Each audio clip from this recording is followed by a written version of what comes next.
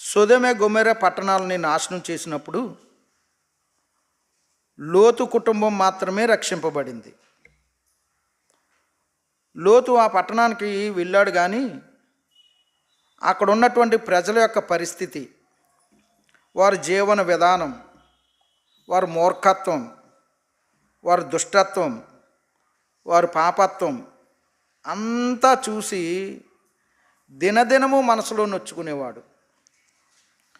అందులో నుండి బయటకు వచ్చేయాలని ప్రయత్నం చేసేవాడు, కానీ రావడానికి వీలు కుదిరేది కాదు.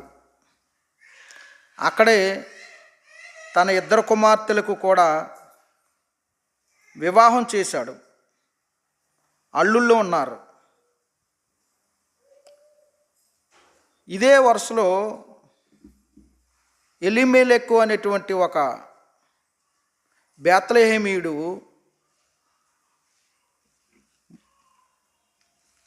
బేత్లెహేమును యెరూషలేమును విడిచి వెళ్ళి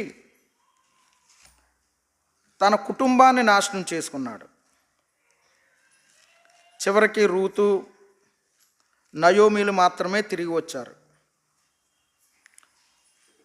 దేవుని మహాకనికరం ఏంటంటే, రూతు ద్వారా క్రీస్తు యేసు ప్రభు యొక్క వంశావళి వృద్ధి చెందింది.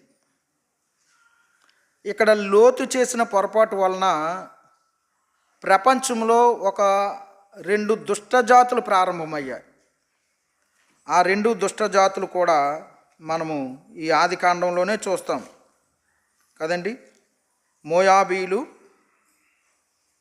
అలాగే అమ్మోనీయులు అనే ఇద్దరు లోతు కుమార్తెల ద్వారా పుట్టినవారు. మోయాబీలు, అమ్మోనీయులు వీరిద్దరూ కూడా భయంకరమైన 2 జాతులు వారు. ఇక్కడ మనం నేర్చుకునే పాఠం ఏంటంటే, మనం తీసుకున్న నిర్ణయాలు,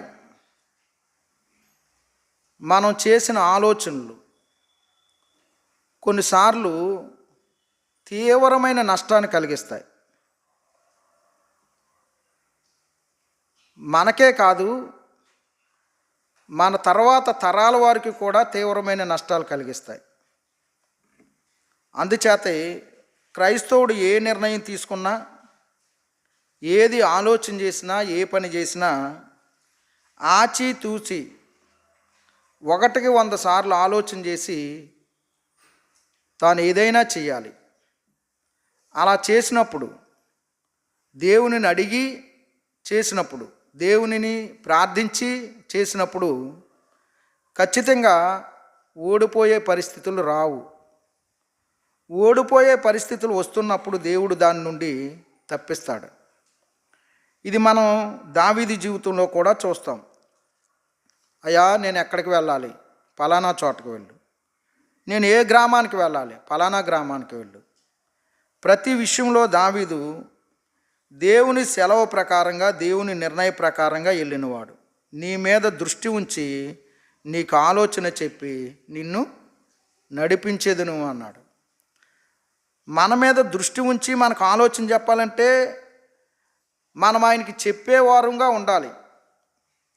మనం ఆయనకి చెప్పే స్థలము ఏది అంటే ప్రార్థనా స్థలం. మన గదిలోనికి పోయి తలుపు వేసుకుని సంగతి గురించి ప్రభువుకి వివరిస్తే, ప్రార్థించే వారి యందు ఆయన దృష్టి, ఆయన కన్నులు ఉంచుతాడు, ఆయన చెవులు ఉంచుతాడని పేతురు పత్రికలో మనం చదువుతాం. వారు చెప్తున్న సంగతులు వింటాడు, ఆలోచన చెప్తాడు, సరైన మార్గంలో నడిపిస్తాడు. ఒకవేళ అది సరికాకపోతే, మనకు సరికాకపోయినా, దేవునికి సరికాకపోయినా, అది మేలు అనిపించకపోతే దానిని ఆయనే ఖచ్చితంగా ఆటంకపరుస్తాడు. కానీ ఆయన ఆటంకపరుస్తున్నాడని కొన్నిసార్లు మనకు తెలియక మరలా ప్రార్థన చేసామనుకోండి, మరలా ఆటంకపరుస్తూ ఉంటాడు. మరలా ప్రార్థన చేస్తే మరలా ఆటంకపరుస్తాడు.